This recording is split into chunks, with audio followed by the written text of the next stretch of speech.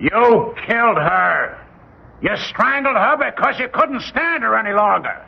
We have one witness who heard her scream and two witnesses who saw you drag a trunk out and bury it. We'll find that trunk and we'll find her in it.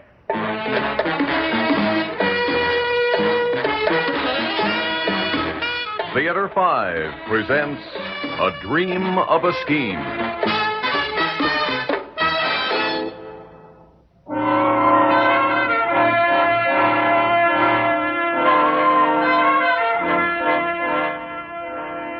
Johnson, get the men busy with the jackhammer. Okay, Sergeant.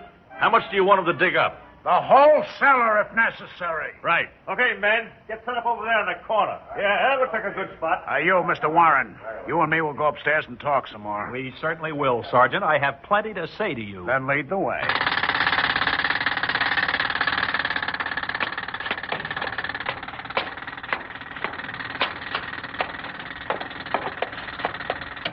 All right. Now we can talk, Mr. Warren. Indeed we can, Sergeant Littler. And let me say, I protest for the third time. I protest in the strongest possible terms what you were doing. It just so happens I have a search warrant. You showed it to me. That does not justify your digging up my gardens, making trenches in my lawns, ruining shrubs that I have spent years cultivating. I insist that when you have finished this nonsense, you put everything back exactly as it was to the last blade of grass. We'll do just that little thing as soon as we find your wife's body.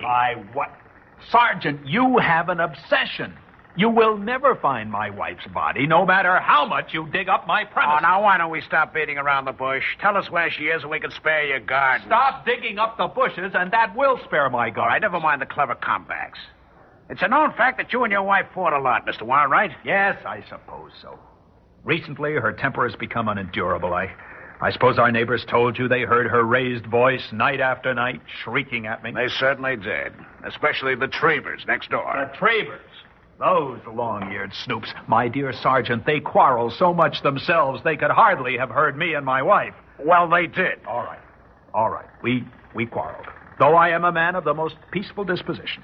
I like nothing better than a pipe and a game of chess. But Wilma would have irritated an angel. And now she's gone. Evaporated into thin air. That's very convenient, isn't it? Now you can have all the peace and the quiet you want. I have already told you, Sergeant. After an especially bitter quarrel last night, she left me. Packed a bag, told me she had saved $3,000 from the household money, and was going far, far away. I would never hear from her again, she said, as I wasn't worth giving a second thought to. What time was this? Oh, about 8 p.m. 8 p.m., huh?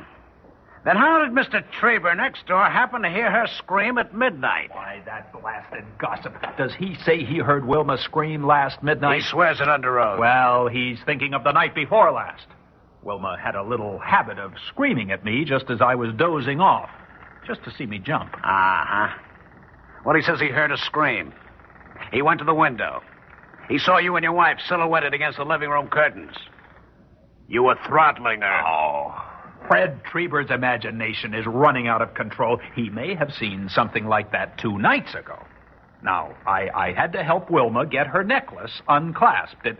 It might have looked, to a pop-eyed gossip like Fred Trebor, as if I was strangling her. Oh, boy, you certainly have a lot of slick answers. The truth is always the best. All right, then answer this one.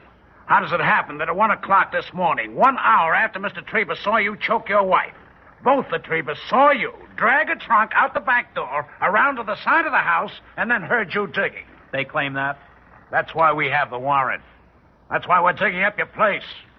When a man's wife screams, when he's seen choking her, when he's then seen burying something, and she can't be found, brother, we know we have a murder on our hands. Sergeant, I stand upon my rights as a citizen and a taxpayer. If you prefer to believe loose-tongued gossips like the Trebors rather than me, well, that's up to you. Now, listen to me, Mr. Warren. The evidence proves to me that you killed your wife. We know that your car hasn't been moved since you had it greased and oiled Friday night. So we know you didn't take the body anywhere by car. Very brilliant deduction, worthy of Sherlock Holmes. I suppose you checked the mileage on the car with the mileage written on the sticker at the gas station where they greased and oiled it Friday night. We did just that little thing. 0.2 of a mile from the gas station to here. That's the only difference your meter shows. Besides, since the Trebors spent so much time watching me, they would have seen me drive away. They would have, but you didn't go. Instead, you spent an hour digging. They say that at 2 o'clock you reappeared with a shovel and a pick, and you took them inside the house. We found them in the cellar, carefully cleaned. I merely like to take good care of tools. Oh, this is all Fred Trebor's imagination. He's heard her scream at me so often, he automatically thought he heard her last night. You know, frankly, Fred is a very muddle-headed man. He can't even play a decent game of chess. He tells a straight story, and I believe him. Oh, I imagine if his wife Rhoda would do him a good turn and leave him as Wilma left me, he might straighten up. Basically, he's not a bad chap.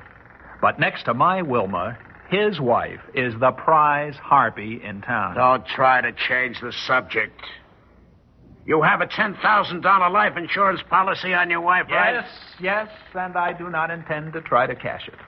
After all, she just walked away and left me. Oh, you're smart. You're really smart.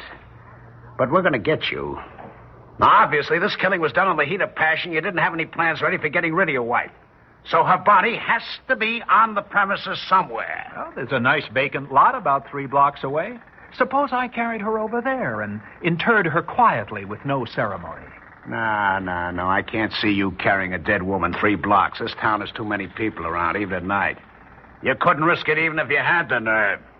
You buried her right here on your own grounds where you could pick the spot and keep your eye on it. Well, it's certainly nice to know what I did. It saves straining my memory. Amateurs like you, when they kill their wives, they don't... Sergeant, don't wives ever kill husbands?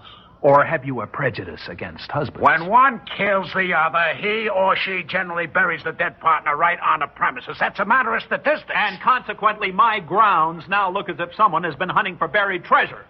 Some of the trenches outside are 4 feet deep. Now, we'll go to 6 feet if we have to. If you think you can get away with a thing like this... Excuse me, Sergeant. What is it, Johnson? Well, we didn't seem to be getting any place in the cellar, and I had an idea. All right, an idea. Come on, spill Well, you it. know, we examined the car, but we didn't take it out of the garage. And that garage has a dirt floor. A dirt floor? Well, what are you waiting for? Come on. We'll push that car out and get that garage floor dug up. Sergeant, wait! I protest! Sergeant!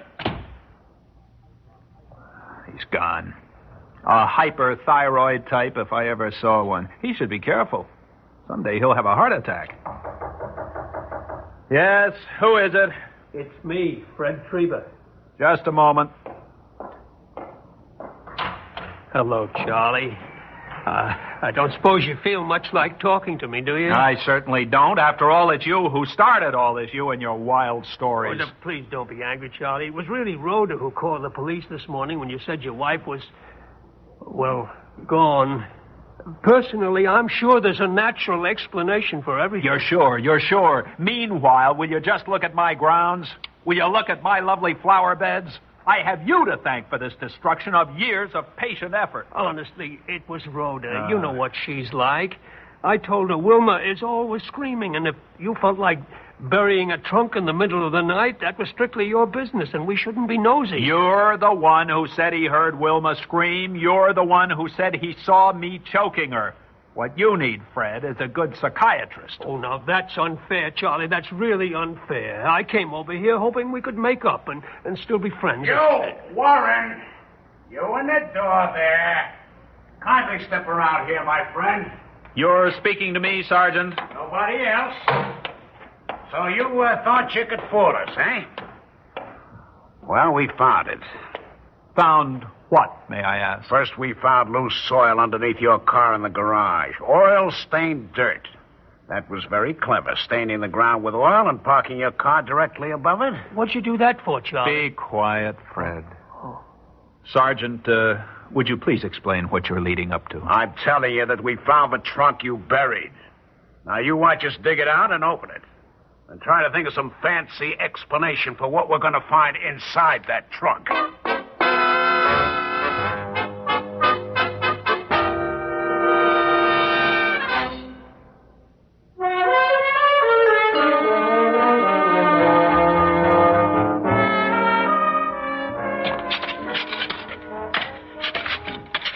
Oh, come on. Loosen that end a little more. That's it. All right, Johnson. You and Briggs lift her out by the handles. Okay, Sarge, we're getting it. Come on, Briggs. Charlie, Why on earth did you drag that trunk out and bury it here in your garage last night? For reasons I considered good and proper. And a good neighbor would have kept his mouth shut. Oh, I wish you'd believe me it was all Rhoda's fault. I don't care what you bury. There you are, Sarge. There's the trunk. Well, Mr. Warren, what have you got to say now? Simply that I consider this whole affair an outrage. If I want to bury a worn-out old trunk, that is my privilege. But it isn't your privilege to put your wife into it first. Okay, Johnson, get it open. I protest. That is my private property you're going to damage. Johnson, put the point of the pick under the lid. Okay, Sarge. Here she goes. She's open, Sarge. Well, go ahead. Lift the lid. Oh, really, Charlie? I know your wife was making your life miserable, but wasn't this a little drastic? Oh, shut up. There. See? There's nothing in it, Sarge. You imbecile, lift out the top tray. She's naturally underneath it. Okay. Uh-oh. Look at this. Oh, my goodness, Charlie. So that's what you did. Now I understand. Dolls. A dozen dolls and a great big teddy bear. Oh, no. She's got to be underneath them. Dump them out. Make sure. You couldn't bear to keep them around. Isn't that it, Charlie? Please, Fred, shut up. Nothing, Sarge. Absolutely nothing. Just 12 fancy dolls and a big teddy bear. That's what he buried in this trunk. All right, Mr. Warren. Now, just why did you bury a trunk full of dolls and a teddy bear in your garage at 1 in the morning, huh? Well, I should think it would be obvious. You see, after she walked out on him, he couldn't bear having them around anymore. We're forbidden to incinerate things in this city, so he buried them to get them out of sight. Isn't that it, Charlie? Fred, I can speak for myself. However, Sergeant, it happens to be true. See, Wilma never had children. Instead, she lavished sickening affection on these dolls. She talked to them. She told them what a worm I was, and she pretended they sympathized with her. Well, after she left me, I had to get rid of them to be rid of her. That's all there is to it. Mm-hmm. You're lying. You gotta be. And yet I can't prove it. I just can't prove it. Hey, Sergeant, I got an idea. What is it, Johnson? Well, now, look, suppose he buried the trunk for a decoy. A decoy? Yeah, suppose there's something else deep down under it. Now, we were supposed to find the trunk, and then we were supposed to stop digging. Johnson, you got it. Dig some more. 6 feet, 8 feet if you have to. Okay, Sergeant. And you, Briggs, you and the other men dig up those other flower beds. She could be under them. Sergeant, I forbid it. And dig deep. Charlie, as long as your dahlias are being dug up anyway, would you care to trade a few of your Gordon Pinks for some of my Amber Goliaths? Fred Trebor, never speak to me again. We have played our last game of chess together. Please don't say that. I love our chess game. They are finished. Our friendship is finished. Now I am going in the house. I refuse to watch the sergeant and his men commit vandalism on my helpless flowers.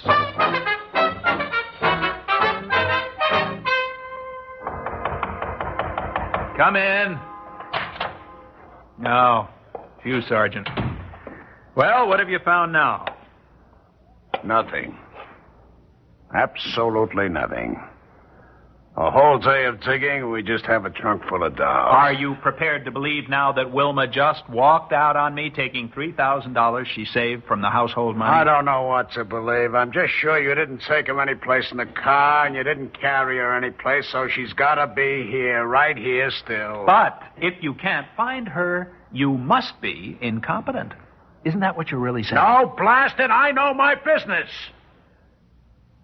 If I can't find her... Well, maybe your story is true. This isn't easy, but, I apologize, Mr. Warren. I will accept your apology on one condition.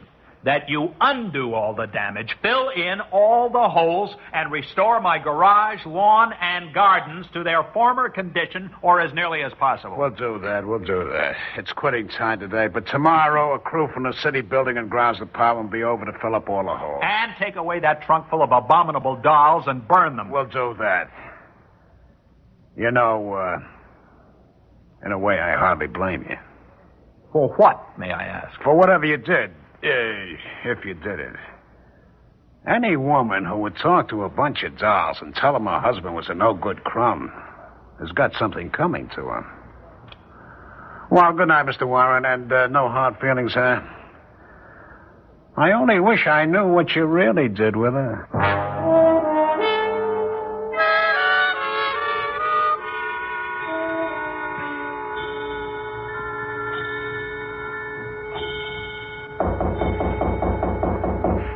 Just a minute. Oh, it's you again, Fred. Yes, I waited till Rhoda was sound asleep. You sure she won't wake up? She took one of her sleeping pills, and it's a nice dark night. Sort of foggy. Well, in that case, we might as well get it over with.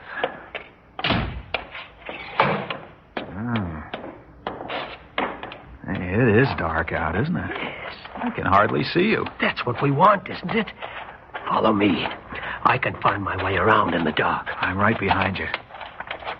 You know, Fred, I think you rather overdid things this morning. Oh, I was just trying to seem like the simple-minded neighbor and keep the cops suspicious so they'd go on digging the way you wanted them to. Well, here we are. I'll unlock the door. Come on inside. Quick. Now we can risk using my penlight. This tool shed of mine hasn't any windows. I know. That's why I suggested it. Here we are. A little light. Oh, there she is, Charlie. Just as natural as life. Hello, Wilma. Having a good rest in that wheelbarrow? Do you have to talk to her? It's sort of macabre. Well, that's the only time I've ever been able to speak to her when she couldn't yell back at me. You see, Fred, I told you it would work.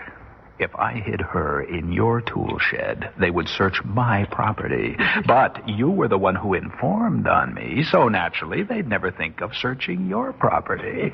It worked out just the way you said it would. It's a dream of a scheme, Charlie. Oh, I had to do it. I couldn't stand life with Wilma any longer. Now, this is what we're going to do. The police left a hole almost 7 feet deep in my garage. Now, we'll put her there. Then we'll put in a lot of dirt. Tomorrow, the building and grounds crew will just find a hole and finish filling it for me.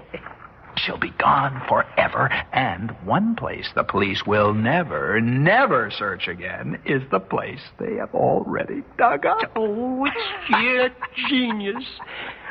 But do we really have to wait a whole year before I can try it, too? Oh, we certainly do, Fred. We certainly do. That was my idea, and you agreed to wait a full year, at least. You see, then the sergeant can come over and dig up your place while your wife is in my basement. He'll dig and dig and dig. Charlie. Charles, wake up, Charles, wake up. Well, what is it?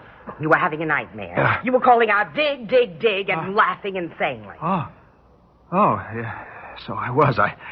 I was dreaming about my garden. Your garden. Well, I made up my mind. All those flowers are coming up, and I'm going to plant some real nice evergreen shrubbery like the Trebors have. Wilma, you wouldn't. I certainly would. I'm sick of the time and money you spend on those silly flowers. And you better get up if you don't want to be late for work again. A dream. It was all just a dream, but it seemed so real. As if it had actually happened. As if it had actually happened. Yes.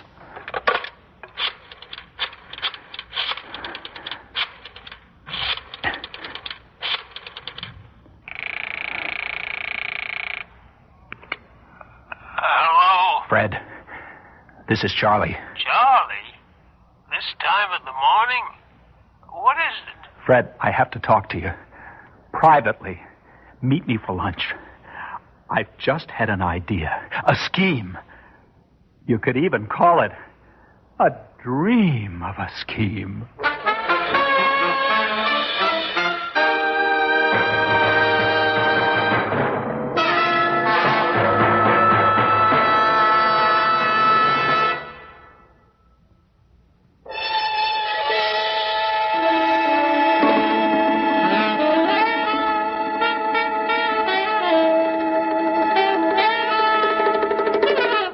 Theater 5 has presented A Dream of a Scheme, written by Robert Arthur and directed by Ted Bell.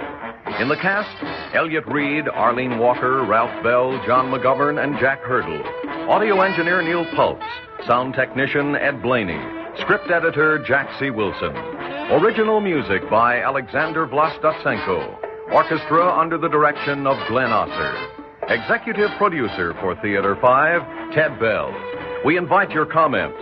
Write to Theater 5, New York 23, New York. That's Theater 5, New York 23, New York. This is Fred Foy speaking.